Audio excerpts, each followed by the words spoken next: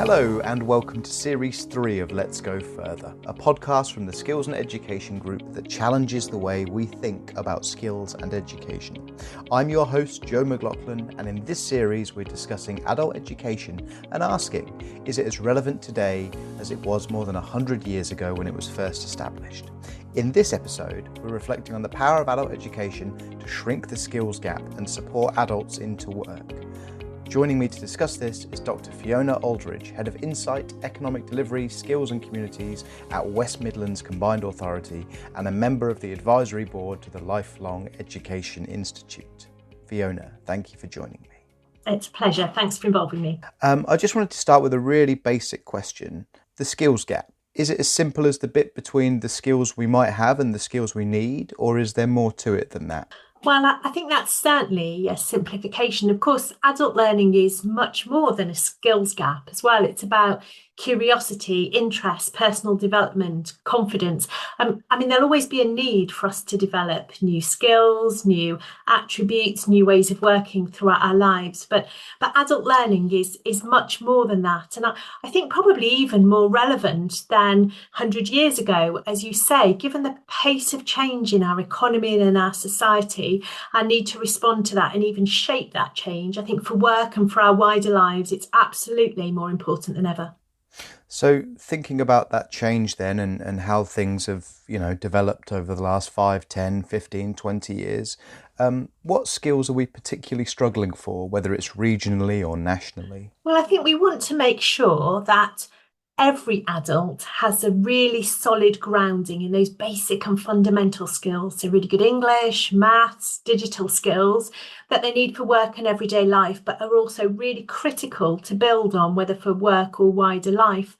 I'm involved in a research project called the Skills Imperative 2035. And as well as those hard skills that we know we'll need in our economy, there's a growing recognition that some of those softer skills are really important. So communication, collaboration, creativity, planning and problem solving, they're going to be really important in our future working lives. So we need to make sure that there are opportunities to develop those as well as the technical skills.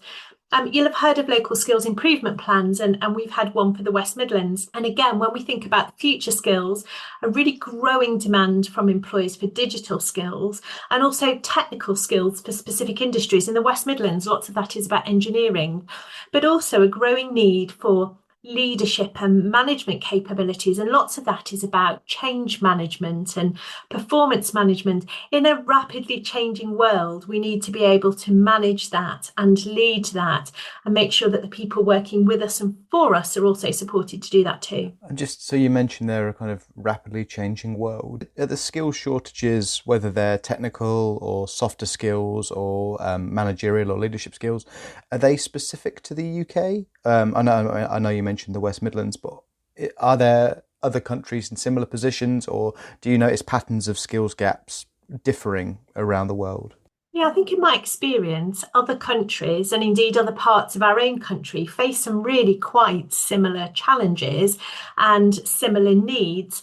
I think there are, of course, different emphasis according to where you live. So in the West Midlands, where a really strong automotive industry, we're thinking a lot about the skills that you need for electric vehicles, for example. We've got a strong manufacturing base. We're thinking about advanced manufacturing, but across employers, thinking specifically about skills for work, time and time again, it's those broader skills, those basic skills, those digital skills, those leadership and management skills, those transferable skills, which are really important wherever you are in the economy. And therefore, I think lots of these things are common across countries and within it as well.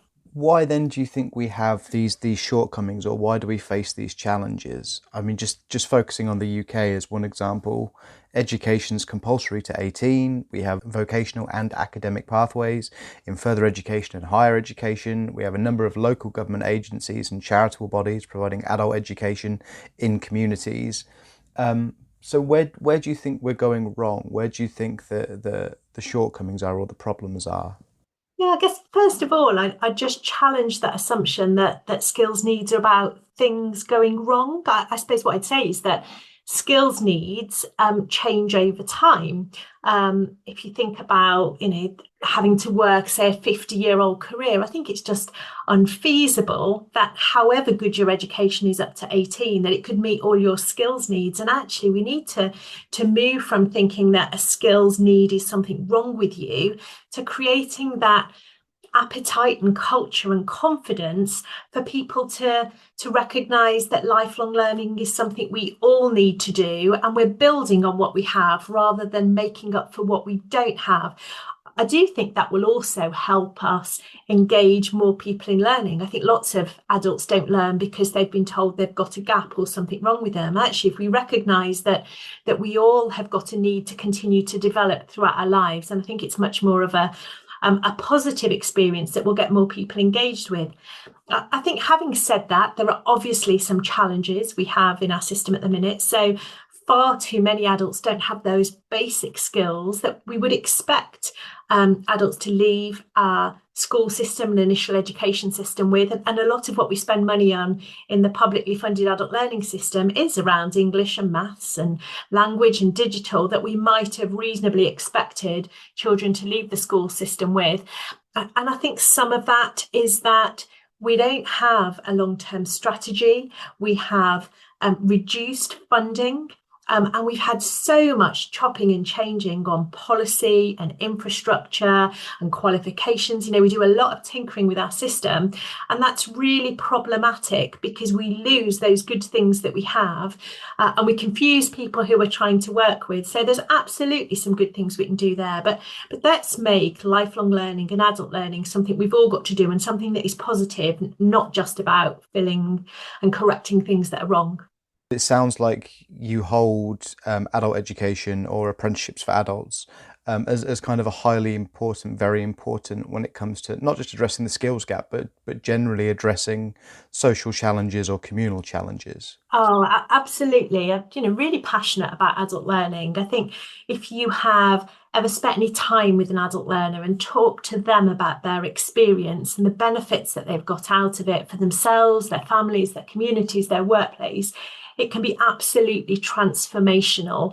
And I'd love to see more adults get many more opportunities to learn throughout their lives. And I think we really do have to pitch it as something that is positive and something that has broad benefits and something that all of us do. I think it is really, really important that we do that. Apprenticeships, they're one part of the system, but there are many other ways to learn as well. So you might do that online or in an FE college or in your community or at university or in your workplaces, where many people get opportunities to learn as an adult. And I think we want to make sure that we've got this really good, stable, well-funded system full of really great opportunities for adults to learn throughout all their lives. And I think that would be a really exciting vision to pursue. And thinking about that vision then, where are we at the moment, would you say, when it comes to sort of buy-in and support from policymakers or business leaders? Well, I suppose what we are seeing is that policymakers of all parties are starting to talk about this more than I think we have seen this. And we do have great examples of businesses who invest in their workforce. We're seeing, growing number of businesses talk about how they're using apprenticeships, for example, to meet their workforce development issues. I think the challenge is on businesses, we have seen a reduction in employer investment in skills. And actually, as a country, our employers only invest half the EU average. There are still far fewer opportunities than we need and that we would need for our economic growth and for boosting productivity and creating opportunities for individuals. So there's some there, but I think we do miss a national strategy and a long-term, well-resourced vision for how we're going to tackle this. There is far too much chop and change in the system, which is really destabilising and means that we spend a lot of time moving around the structures rather than really focusing on the ambitions that we have.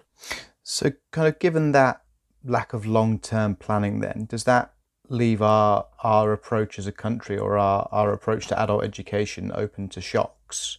So I'm just wondering, has Brexit had a particularly negative effect, or has the response to COVID or the return from COVID had a particularly negative effect? Like, what have you seen happen?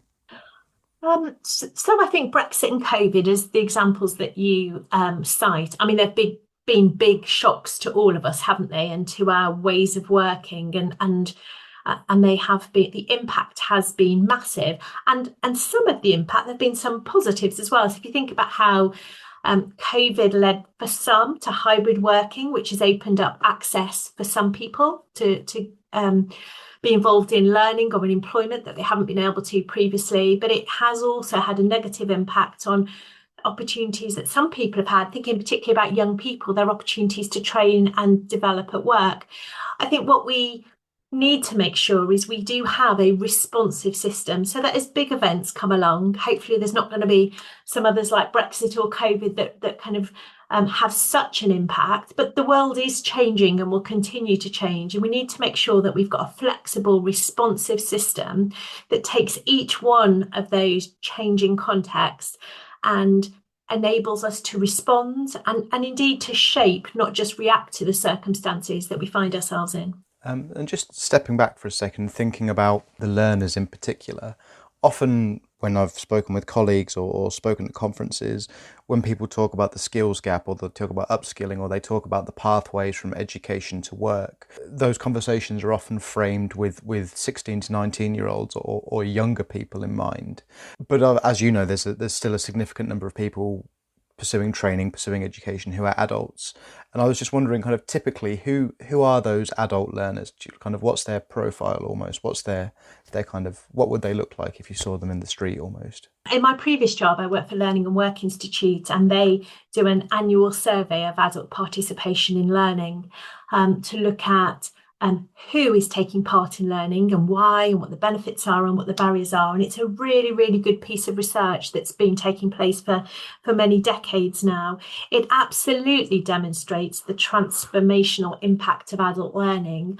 But what it shows is that access to adult learning is really dependent upon who you are. So if you have done well in your initial education, if you're in a higher social class, if you earn more, if you've got higher qualifications, if you're closer to the labour market, then you are more likely to get good opportunities to carry on learning as an adult. Now, I would like to see everybody have those opportunities, but what the figures show is that those who have benefited most get to go on benefiting, and those who have benefited least from their initial education, and therefore for whom adult learning could be most transformational, are less likely to take part. And some of that is about their own experience of and attitude towards learning as an adult. If you didn't do very well at school, why would you want to voluntarily do that as an adult?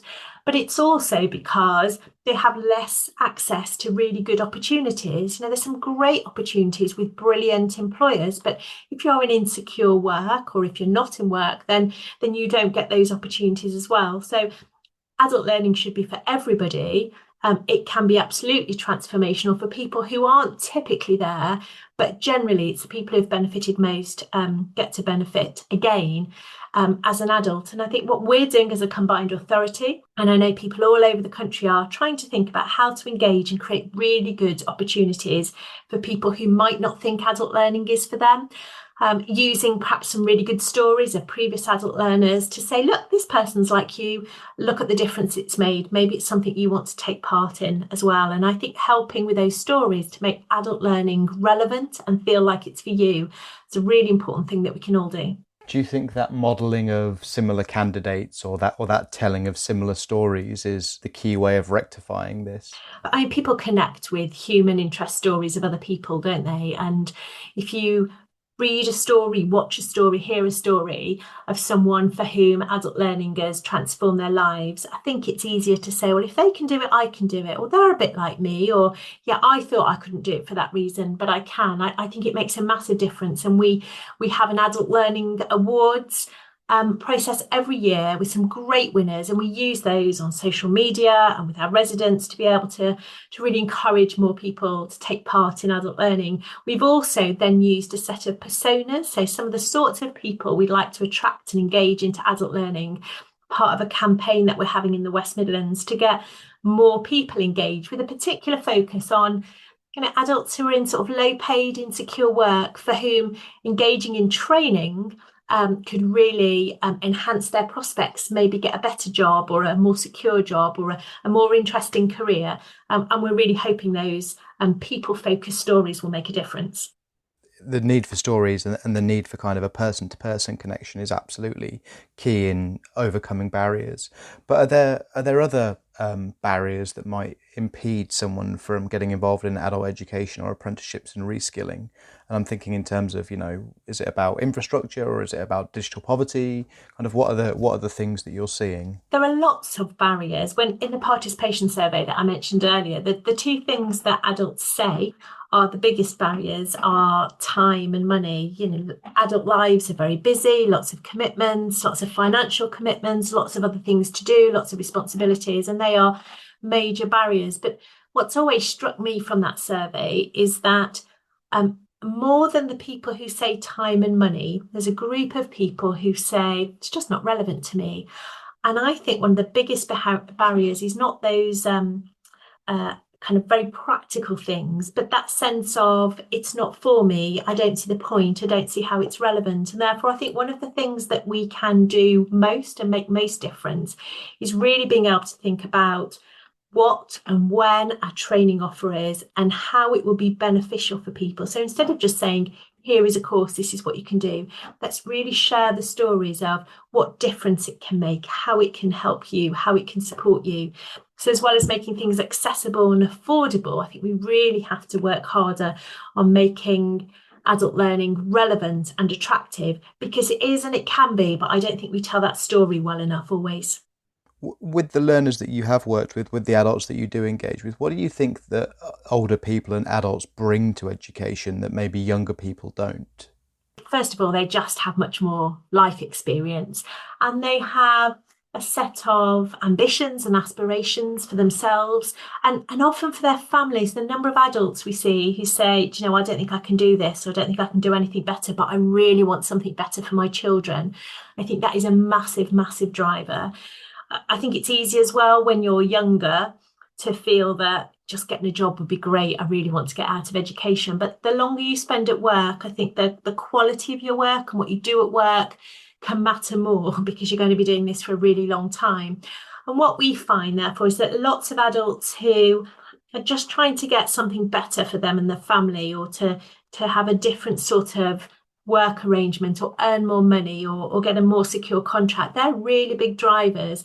And therefore, one of the challenges back to us as a FE and skills system is, are we designing and delivering provision that helps people get those jobs? Now adults learn for a whole range of reasons, but we must make sure that we are helping them achieve those goals and ambitions through our provision.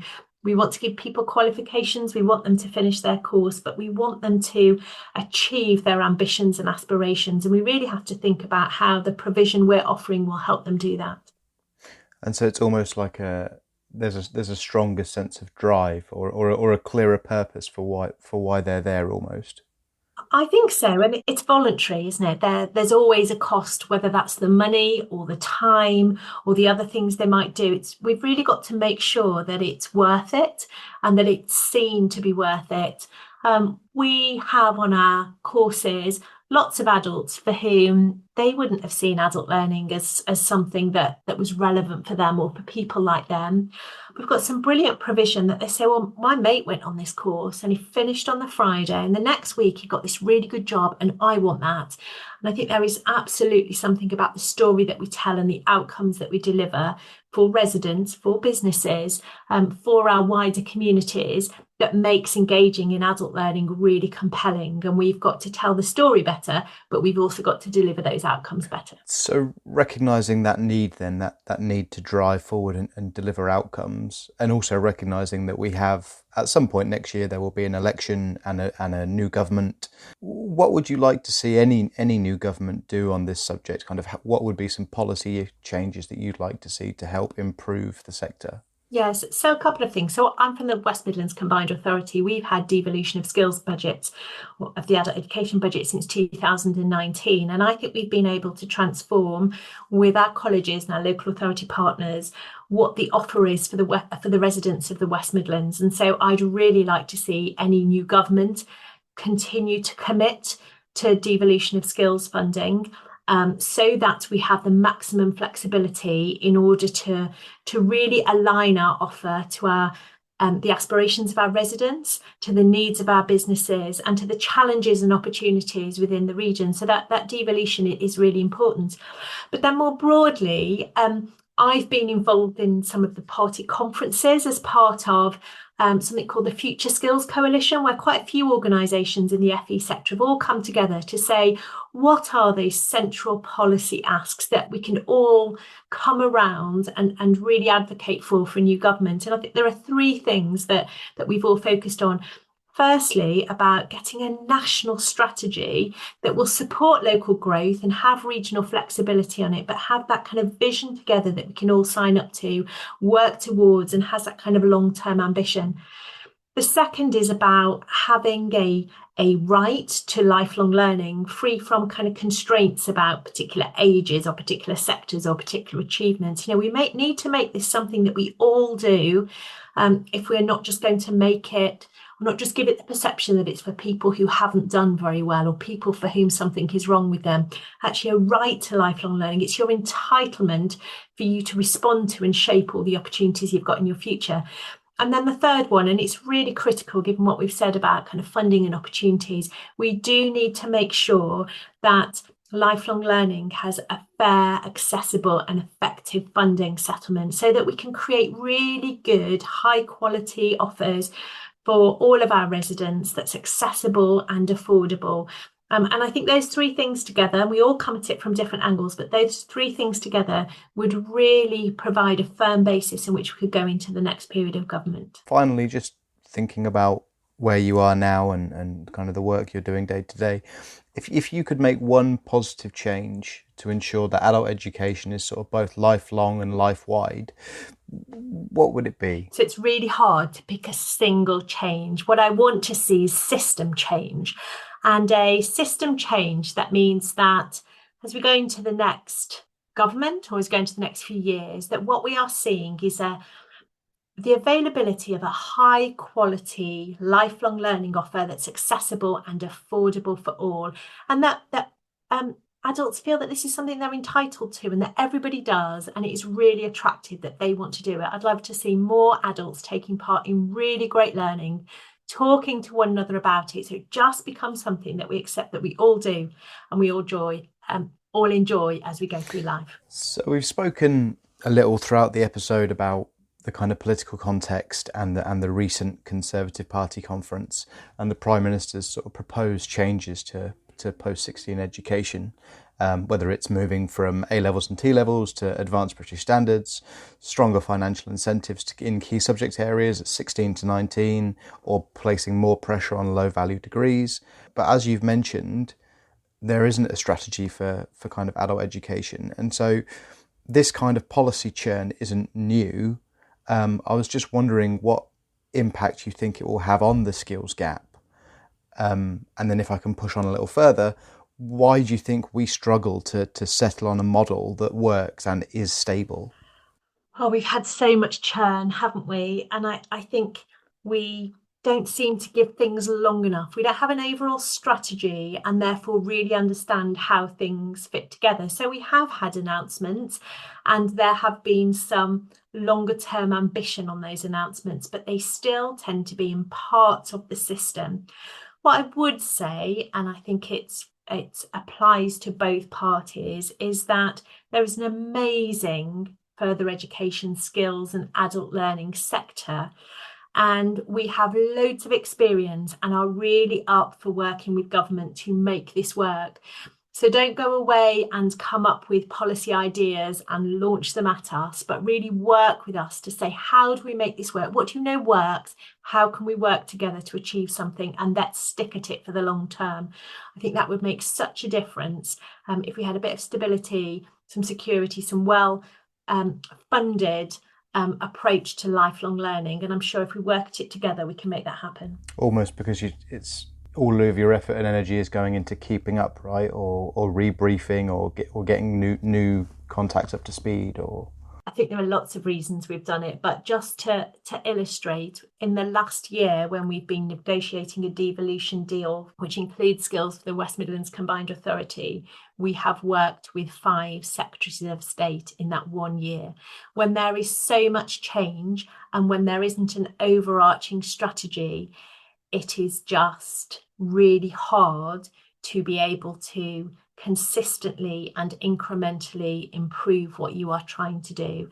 And some stability would be really, really helpful. And so ultimately then, just to kind of close off the conversation and ultimately end on a positive, do you see the development of a national strategy and the shrinking of a skills gap as going hand in hand or being necessarily related? Absolutely. I think us having a shared vision and working together to make it happen is really critical. But I guess I'd come back to that point at the start. I think we need to stop talking about skills as being things we don't have, but things that we all need to develop throughout our life, and that there are benefits for work, for our wider lives, for our families in doing it. And I think changing the narrative is just as helpful, and it is something we need to get right and have a responsibility to do ourselves.